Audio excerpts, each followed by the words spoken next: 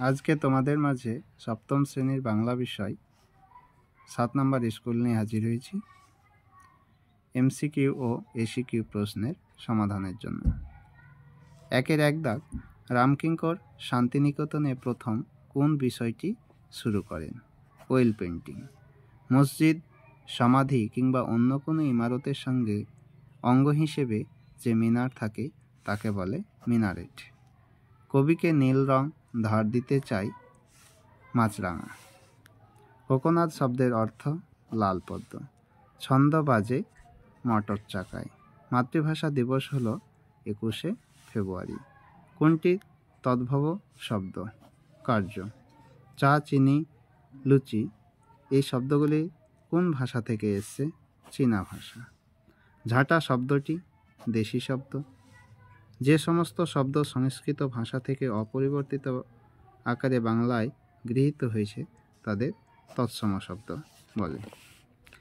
2-এর 1 দাগ, ড্রয়িং শিখতে লাগলো খোকন।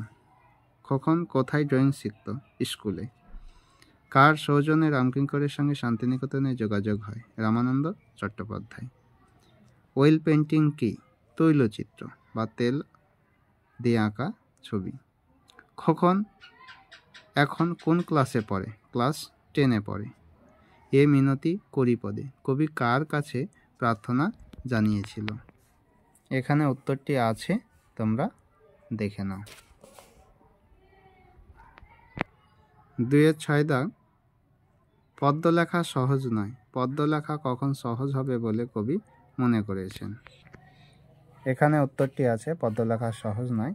এখান থেকে উত্তরটি দেখে নাও। 2-এর 7 দাগ, কখন পদ্য লেখা সহজ হবে না? মন্দ কথায় মন দিলে।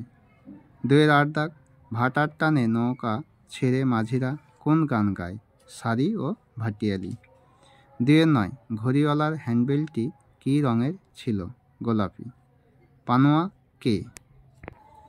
এখানে আছে পানোয়া কে, উত্তরটি দেখে নাও। 2-এর 11, তৎসম শব্দ কাকে বলে? এখানে সংজ্ঞাটা আছে, তৎসম শব্দ কাকে বলে, উদাহরণ আছে, দেখে নাও। 2-এর 12 দাগ, পাউরুটি শব্দটি কোন দুটি শব্দের মিশ্র রূপ?